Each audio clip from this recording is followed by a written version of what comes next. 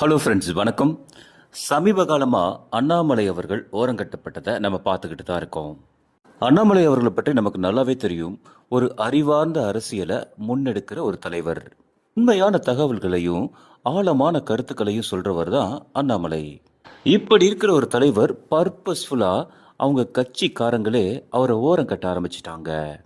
எங்க இவர் தலை தூக்க ஆரம்பிச்சிட்டா நாமெல்லாம் ஒன்றும் இல்லாமல் ஆயிடுவோம் என்பதற்காக இவருக்கு எதிராக காய் நகர்த்தி அவரை ஓரம் கட்டிட்டாங்க.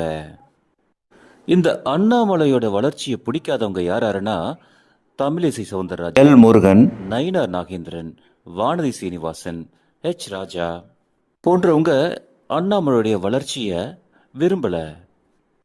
எங்க இவர் வந்துட்டா நாமெல்லாம் ஒன்றும் இல்லாமல் ஆயிடுவோம் என்பதற்காக கட்சிக்குள்ளேயே உள்குத்து வேலையை ஆரம்பிச்சு அவரை ஓரமும் கட்டிட்டாங்க.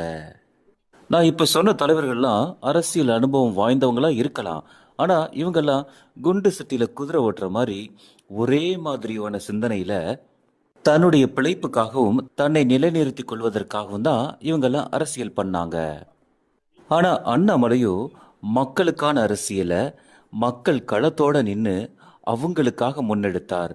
இவரை பார்த்து தாங்க நிறைய இளைஞர்கள் இவங்க கட்சியிலே சேர்ந்தாங்க. பாஜக என்ற ஒரு கட்சி இப்போ உயிரோடு இருக்கு எல்லாருக்கும் தெரியுதுன்னா அதற்கு மிக முக்கிய காரணம் அண்ணாமலை தான். இப்போ அண்ணாமலை நல்லா புரிஞ்சிருப்பாரு, அரசியல் ஒரு சாக்கடை என்பதை நல்லாவே உணர்ந்திருப்பாரு. அதனால அரசியல் என்பதெல்லாம் மக்களுக்கான சேவையெல்லாம் இந்த காலத்தில் இல்லைங்க. அவங்கவுங்க சம்பாதிப்பதற்காகவும் அவங்கள உயர்த்தி கொள்வதற்காகவும் அடுத்தவன் வளர்ச்சியை தாங்க முடியாம கால வாடுற கூட்டம் தான் இப்ப அதிகமா இருக்கு. மனிதா மனிதா இனி உன் விழிகள் சிவந்தால் உலகம் விடியும்.